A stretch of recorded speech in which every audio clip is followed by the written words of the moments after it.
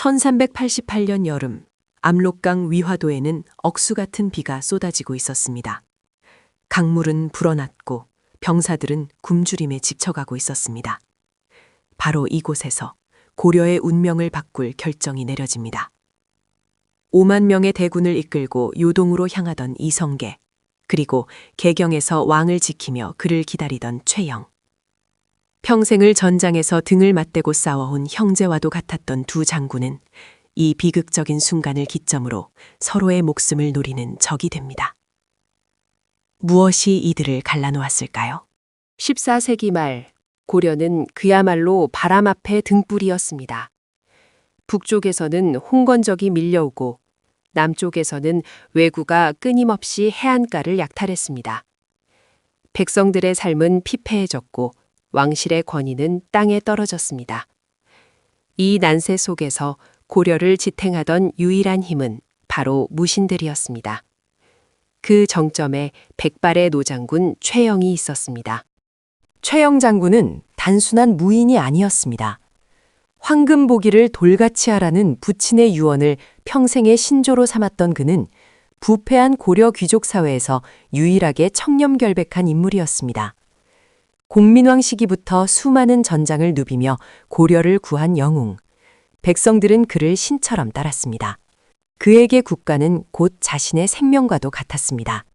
한편 동북면 변방에서는 새로운 별이 떠오르고 있었습니다.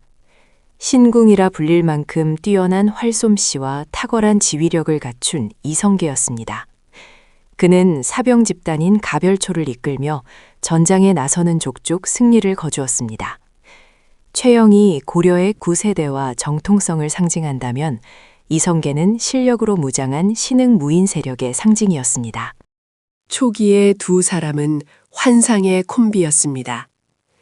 최영은 자신보다 20살이나 어린 이성계를 아들처럼 아꼈고 이성계 역시 최영을 아버지처럼 따르며 존경했습니다. 그들은 홍건적을 물리치고 경상도까지 쳐들어온 왜구를 섬멸하며 고려를 위기에서 구해냈습니다. 이 시기까지만 해도 두 영웅의 칼끝은 같은 곳을 향하고 있었습니다. 하지만 1388년 중국 대륙의 주인이 된 명나라가 충격적인 통보를 해옵니다. 천령 이북의 땅을 명나라의 영토로 귀속시키겠다는 이른바 천령위 설치 통보였습니다. 이는 고려의 주권을 정면으로 모독하는 행위였습니다.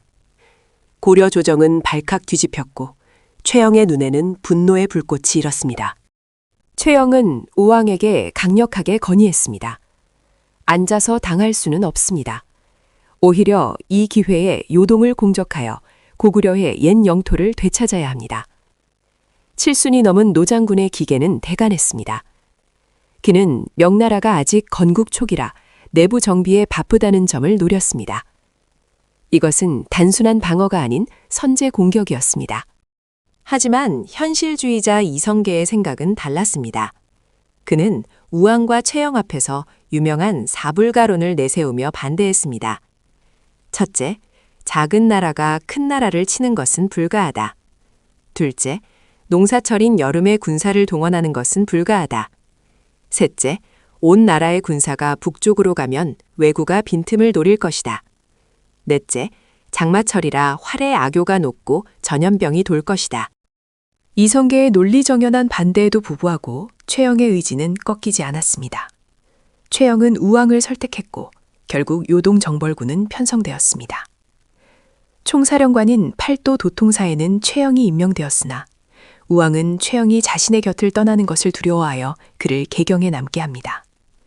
결국 실질적인 지휘권은 정벌을 반대했던 이성계와 조민수에게 맡겨집니다.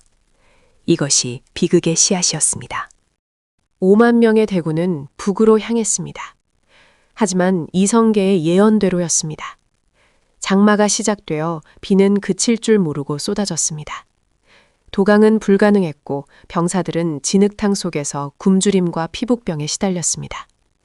말들은 쓰러졌고 활은 눅눅해져 쓸모가 없게 되었습니다. 군의 사기는 바닥을 쳤고 곳곳에서 탈영병이 속출했습니다. 압록강 하구의 위화도. 더 이상 나아갈 수도 물러설 수도 없는 상황에서 이성계는 수차례 개경으로 파발을 보냈습니다. 회군을 허락해 주십시오. 지금 강을 건너는 것은 자살행위입니다. 하지만 최영과 우왕의 답변은 한결같았습니다. 즉시 진군하라. 현장의 참상을 모르는 왕의 명령은 이성계를 벼랑 끝으로 몰아넣었습니다. 결국 이성계는 조민수와 장수들을 모았습니다. 왕의 곁에 있는 간신 최영이 나라를 망치고 있다. 내가 군사를 돌려 왕을 받들고 백성을 편안하게 하겠다. 이것은 명백한 반역이자 혁명의 선언이었습니다.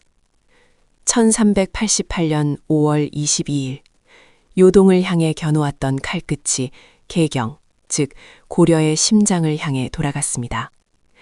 역사적인 위화도 회군이 시작된 것입니다. 회군 소식을 들은 최영은 당황했습니다. 믿었던 아우 이성계가 자신을 치러 오다니. 최영은 급히 병력을 모아 방어태세를 갖추었지만 주력군은 이미 이성계가 이끌고 나간 뒤였습니다. 개경은 공포에 휩싸였고 이성계의 군대는 파죽지세로 수도를 향해 진격해왔습니다.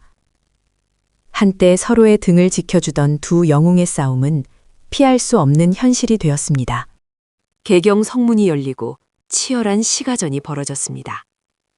최영은 적은 병력으로도 팔각전까지 밀리며 끝까지 저항했습니다. 그는 우왕을 지키기 위해 마지막 순간까지 칼을 놓지 않았습니다. 하지만 중과 부적, 결국 최영은 체포되어 이성계 앞에 무릎 꿇려집니다. 승자와 패자로 갈린 두 사람, 그들의 눈빛이 허공에서 부딪혔습니다. 최영은 유배를 갔다가 곧 처형되었습니다. 처형장에 끌려가면서도 그는 의연했습니다. 그는 내 평생에 사사로운 욕심을 품었다면 내 무덤에 풀이 날 것이고 그렇지 않다면 풀이 나지 않을 것이다 라는 유언을 남겼습니다. 놀랍게도 그의 무덤에는 오랫동안 풀이 자라지 않아 적분이라 불렸다고 합니다. 고려의 마지막 불꽃이 그렇게 꺼졌습니다.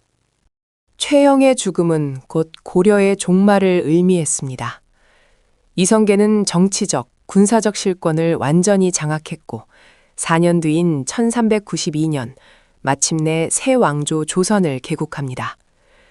요동정벌과 위화도 회군, 이 거대한 사건은 두 영웅의 운명을 갈라놓았을 뿐만 아니라 한반도의 역사를 송두리째 뒤바꾸어 놓았습니다. 충신 최영과 혁명가 이성계, 역사는 과연 누구의 손을 들어준 것일까요?